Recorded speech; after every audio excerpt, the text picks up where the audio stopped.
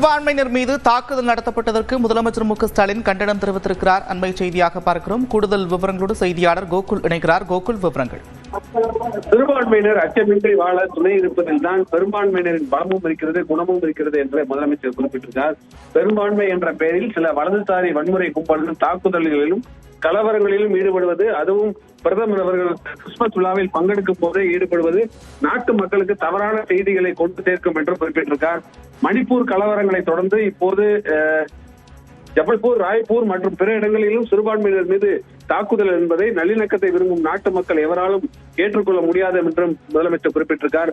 பாஜக அரசு பொறுப்பேற்ற பிறகு சிறுபான்மையினருக்கு எதிரான வெறுப்பு பேச்சுக்கள் 74% அதிகரிப்பதாக சொல்லப்படும் புள்ளி விவரங்கள் எதிர்காலம் எதிர்நோக்கியுள்ள ஆபத்துக்களை உணர்த்துகிறது என்றும், நாட்டு மக்களை பிளவுபடுத்திய புதிதாக நினைக்கும் கலவர கும்பல்களை இரும்பு தரம் கொண்டு அடக்கிட வேண்டியது நம் அனைவரது பொறுப்பும் கடமையாகும் என்று முதலமைச்சர் எக்ஸலத்தில் பதிவிட்டிருக்கார்.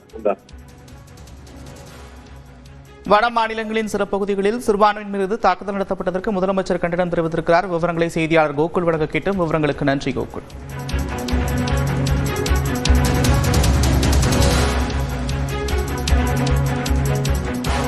வட மாநிலங்களில் சில பகுதிகளில் சிறுபான்மையின மக்கள் மீது தாக்குதல் நடத்தப்பட்டதற்கு முதலமைச்சர் மு க ஸ்டாலின் கண்டனம் தெரிவித்திருக்கிறார். அண்மை செய்தியாக பார்க்கிறோம். நாட்டு மக்களை பிளவுபடுத்தி குளிர்காய நினைப்பதாகவும் அவர் தெரிவித்திருக்கிறார். இந்த சட்டவிரோத செயல்களில் ஈடுபடுபவர்களை இரும்பு கரம் கொண்டு அடக்க வேண்டும் என்றும் அவர் கோரிக்கை விடுத்திருக்கிறார். கிறிஸ்துமஸ் கொண்டாடப்படக்கூடிய இந்த நிலையில் வட மாநிலங்களின் சில பகுதிகளில் சிறுபான்மையினர் மீது தாக்குதல் நடத்தியவர்களுக்கு முதலமைச்சர் மு க ஸ்டாலின் கண்டனம் தெரிவித்துள்ளார்.